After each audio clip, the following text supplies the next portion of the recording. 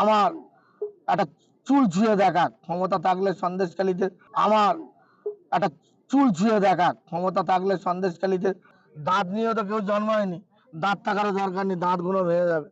নমস্কার বন্ধুরা, update and breaking নিউজে আপনাদের প্রত্যেককে স্বাগত জানাই। এত কিছুর পরেও শাহজাহান শেখ বলেন আমার একটা চুল ছিঁড়ে দেখাক, ইডির উদ্দেশ্যে তার এই হুঙ্কার। তিনি এমনও বলেন যে দাঁত নিয়ে কেউ জন্মায়নি, দাঁতগুলো ভেঙে যাবে, এটাও হুমকিও ধরতে পারো। বন্ধুরা, আপনাদেরকে জানিয়ে রাখি, বেনামে বিঘা বিঘা জমি রয়েছে তার, প্রাসাদ সমতার বাড়ি, বিস্তীর্ণ ভেড়ি, এত পরিমাণ সম্পত্তি রয়েছে তার যে চোখ কপালে ওঠার মতো।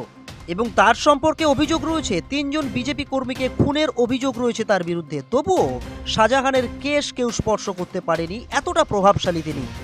সন্দেশখালী এরিয়ার মানুষরা বলেন যে শেখ শাহজাহানের নামে গাছের পাতাও পর্যন্ত নড়তে পারে না। শুভেন্দু অধিকারী বলেন যে শেখ শাহজাহানের ১৩৯ বিঘা জমি রয়েছে, তার তিনটি ট্রাস্টও রয়েছে বলে জানা যাচ্ছে। তিনটি ট্রাস্টের নাম হলো Sheikh Sumaiya Hafizia trust, Basanti educational and welfare trust, Haji Abu Siddique Hafizia trust. Suvendu Adhikari বলেন এর জন্ম ঠিকুজি সব সংগ্রহ করে ফেলেছি আমি, এর পাত্তারি গোটাতে যদি আমি না পারি তাহলে আমার নাম শুভেন্দু অধিকারী নয়, এমনই হুঙ্কার দিলেন শুভেন্দু অধিকারী। কিন্তু বন্ধুরা, যার নামে সন্দেশখালীর একটি গাছের পাতাও পর্যন্ত হিলতে পারে না, কিন্তু সেই বাঘ শাহজাহান শেখ এখন কোথায়? কেন তিনি আত্মগোপন করে রেখেছেন নিজেকে? আপনাদের কি মনে হয়, শাহজাহান শেখ কি নিজেকে আত্মগোপন করে রাখতে পারবে? ইডি কি তাকে খুঁজে বার করতে পারবে?